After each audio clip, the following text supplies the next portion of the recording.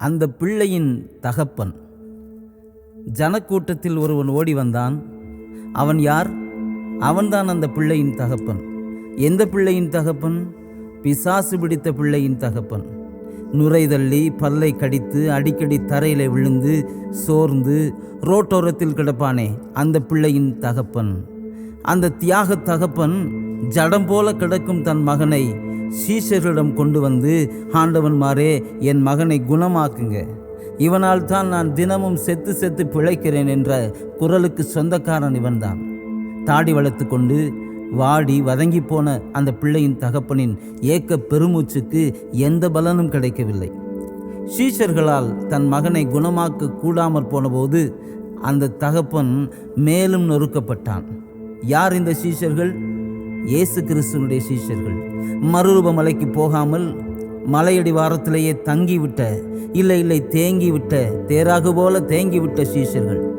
மொத்தம் 12 சீஷர்கள். அதில் பேதுரு, யாக்கோபு, யோவான் தவிர மீதமுள்ள 9 சீஷர்களும் தேங்கிவிட்ட சீஷர்கள்.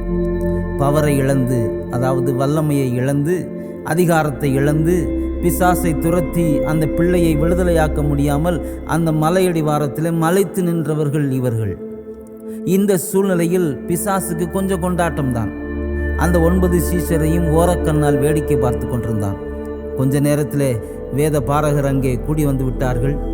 சீஷர்களோடு சொற்போர் நடத்தி வழக்கத்தின்படி வாதம் பண்ணி மேலும் அந்த பிள்ளையின் தகப்பனை திடனற்று போக பண்ணினார்கள்.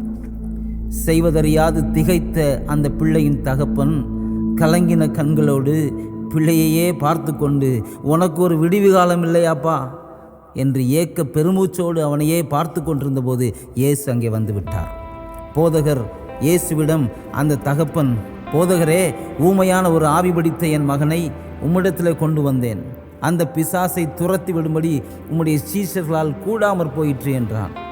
சோர்ந்து போகும் மகனுக்கு சோர்ந்து போகாத தகப்பன், தடுமாறிக்கொண்டிருந்த மகனுக்கு தளர்ந்து போகாத தகப்பன், சீஷர்களால் முடியாமற் போன போது முயற்சியை கைவிடாத தகப்பன், ஊமையான மகனின் ரட்சிப்புக்காக ஊக்கமாய் பாடுபட்ட தகப்பன். இயேசுவிடம் அவனை கொண்டு வந்தபோது பிசாசின் அலறல் அதிகமானது. அலைக்கழித்தது, தரையிலே தள்ளியது, நுரை தள்ளி புரண்டு செத்தவனைப் போல அவனை விழத்தாக்கியது. அமைதியான இந்த சூழ்நிலையில் இயேசுவானவர் அந்த தகப்பனை நோக்கி பேசினார். இது இவனுக்கு உண்டாகி எவ்வளவு காலமாயிற்று என்று கேட்டார். அதற்கு பிள்ளையின் தகப்பன், அவன் சிறுவயது முதற்கொண்டே உண்டாயிருக்கிறது என்றான். இவனை கொல்லும்படி அது அநேக தரம் தீயிலும் தண்ணீரிலும் தள்ளிற்று. நீர் ஏதாகிலும் செய்யக்கூடுமானால் எங்கள் மேல் மனதிறங்கி எங்களுக்கு உதவி செய்ய வேண்டும் என்றான். கொஞ்சம் கவனித்து பாருங்கள். எங்களுக்கு உதவி செய்ய வேண்டும் என்கிறான். என்னையும் என் மகனையும் என்னால் பிரித்து பேச முடியாது. அவனுக்காகத்தான் நான் உயிர் வாழ்ந்து கொண்டிருக்கிறேன். நீர் ஏதாகிலும் செய்யக்கூடுமானால் எங்கள் மேல் மனதிறங்கி எங்களுக்கு உதவி செய்ய வேண்டும்.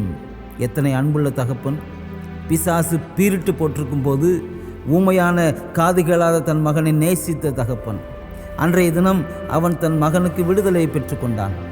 இயேசு அந்த பிள்ளையின் கையை பிடித்து அவனை தூக்கினார். உடனே அவன் எழுந்திருந்தான். எபிரேயர் 2:16 என் நினைவுக்கு வருகிறது.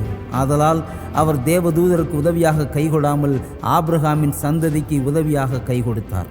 இன்றைக்கெல்லாம் நல்ல குடும்பத்தை விட்டுவிட்டு, தகப்பன் என்ற ஸ்தானத்தை மறந்துவிட்டு, மனைவி பிள்ளைகளை தவிக்க விட்டுவிட்டு ஓடி ஒளிந்து மறைந்து வாழும் தகப்பன்மார் எத்தனை பேர்!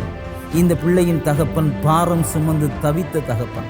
மகனை தோள் மேல் போட்டுக்கொண்டு தெரு தெருவாய் அலைந்து இயேசுவை தேடி கண்டுபிடித்து மகனுக்கு ரட்சிப்பை, விடுதலையை பெற்றுத்தந்த தங்க தகப்பன்.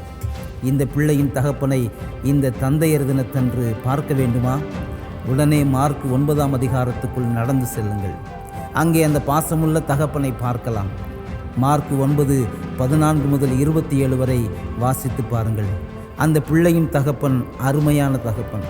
இவன்தான் சிறந்த தகப்பன், முன்மாதிரியான தகப்பன். இப்படிப்பட்ட தகப்பன்மாரை கண்டால் மறக்காமல் சொல்லுங்கள், ஹாப்பி ஃபாதர்ஸ் டே.